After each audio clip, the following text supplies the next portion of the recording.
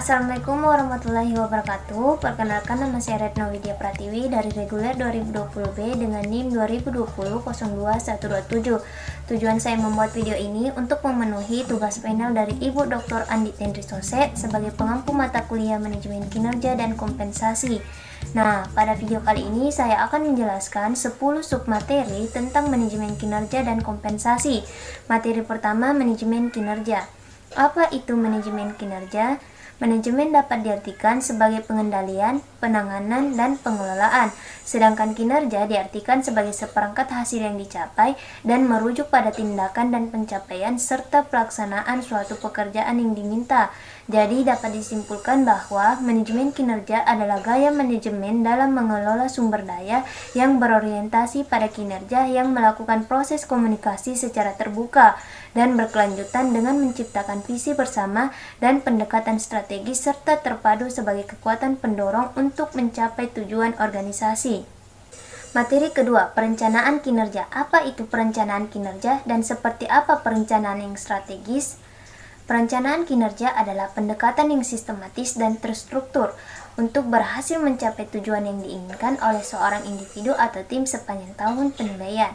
Sedangkan perencanaan strategis adalah perencanaan yang dinilai patut untuk dikejar, penuh dengan inisiatif serta jadwal yang tersistematis, sehingga akan mempermudah dalam memformulasikan sasaran serta rencana-rencana yang dapat mengarahkan sumber-sumber organisasi secara efektif. Materi ketiga, pelaksanaan kinerja. Bagaimana cara memahami kinerja dan bagaimana perilaku yang bisa mendorong kinerja?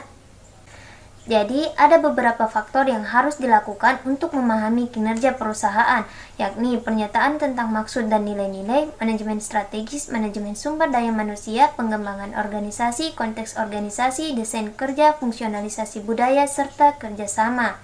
Adapun perilaku yang mendorong kinerja yakni performance blocking behavior, perilaku kepemimpinan, dan hubungan perilaku, serta prestasi manajemen.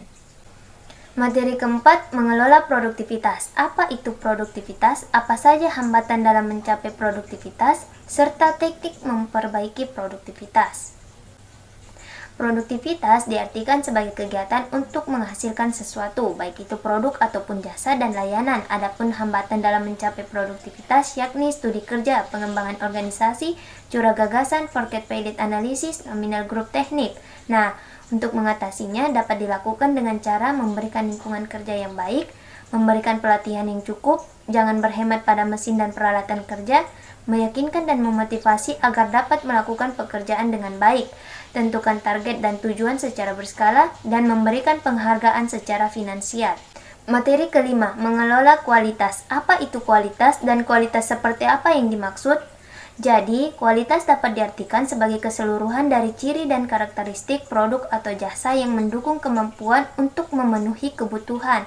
Sedangkan kualitas seperti apa yang dimaksud, yakni sesuatu yang harus dimiliki oleh sumber daya manusia dalam suatu perusahaan dalam bentuk kontribusi penuh dalam melakukan pekerjaannya dengan seluruh kemampuan yang dimiliki sehingga bisa memberi pengaruh yang signifikan terhadap kemajuan suatu perusahaan.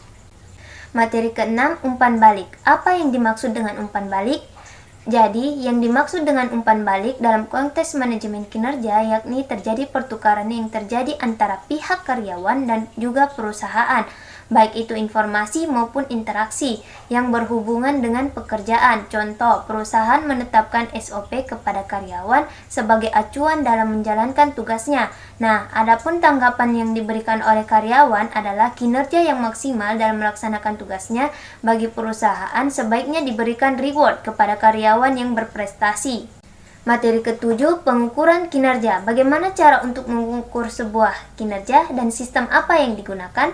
Sebuah kinerja dapat diukur baik secara kuantitatif dan juga kualitatif, sedangkan sistem yang digunakan dalam pengukuran kinerja adalah Balanced Scorecard. Mengapa? Karena sistem ini merupakan sistem yang sangat komprehensif, sebab melakukan pengukuran kinerja tidak hanya dari sisi kuantitatif, tapi juga kualitatif, memiliki konsep yang adaptif dan responsif terhadap lingkungan, dan yang terakhir memberikan fokus terhadap tujuan menyeluruh perusahaan. Materi ke-8, penilaian kinerja. Apa itu penilaian kinerja dan masalah apa yang biasa muncul dalam penilaian kinerja? Jadi, penilaian kinerja adalah suatu proses atau kegiatan yang dilakukan oleh perorangan atau kelompok dalam sebuah perusahaan untuk mengevaluasi dan mengkomunikasikan bagaimana karyawan melakukan pekerjaannya dengan cara membandingkan hasil pekerjaannya dengan seperangkat standar yang telah dibuat dalam suatu periode tertentu yang digunakan dalam pertimbangan suatu kegiatan. Adapun masalah yang biasa muncul dalam penilaian kinerja yaitu bias penilai, halo efek, central tendency leniency, kelunakan, strictness, kekuatan, dan resensi. Materi 9, review kinerja. Apa yang dimaksud dengan review kinerja dan apa saja manfaat dari adanya review kinerja? Jadi, review kinerja adalah penilaian formal yang dilakukan oleh atasan atau manajer terhadap bawahannya atas kinerjanya dalam periode waktu tertentu sesuai kesepakatan. Adapun manfaat review kinerja yakni meningkatkan produktivitas, pelatihan, dan pengembangan, tujuan visi yang lebih luas, proteksi terhadap tindakan yang menyimpang. Materi ke-10 sebagai materi terakhir yang berjudul evaluasi kinerja. Apa yang dimaksud dengan evaluasi kinerja dan aspek apa saja yang dinilai dalam evaluasi kinerja? Jadi, evaluasi kinerja merupakan pendapat yang bersifat evaluatif atas sifat perilaku seseorang atau prestasi sebagai dasar untuk keputusan dan rencana pengembangan personil. Adapun aspek yang dinilai terdiri dari kemampuan teknis, kemampuan dalam melakukan pekerjaan menggunakan teknik atau alat yang sesuai, kemampuan konseptual berkaitan dengan pemikiran, dan yang terakhir kemampuan hubungan interpersonal atau kemampuan untuk berinteraksi baik kepada personal maupun kemampuan menggunakan peralatan dalam pekerjaan. Nah, itulah tadi 10 submateri mengenai manajemen kinerja dan kompensasi. Semoga apa yang saya sampaikan bermanfaat buat kalian, dan izinkan saya untuk menyampaikan satu kata motivasi, yaitu tidak ada yang mengetahui secara pasti kehidupan Anda kelak seperti apa. Namun dengan ilmu yang Anda punya, setidaknya akan lebih banyak jalan yang terbuka. Gunakan kesempatan itu dan tinggalkan keraguan yang menyelimuti. Bu Dina membawa bonsai, lalu duduk makan stroberi. Video telah usai, saatnya saya pamit undur diri. Terima kasih, saya tutup dengan wassalamualaikum warahmatullahi wabarakatuh.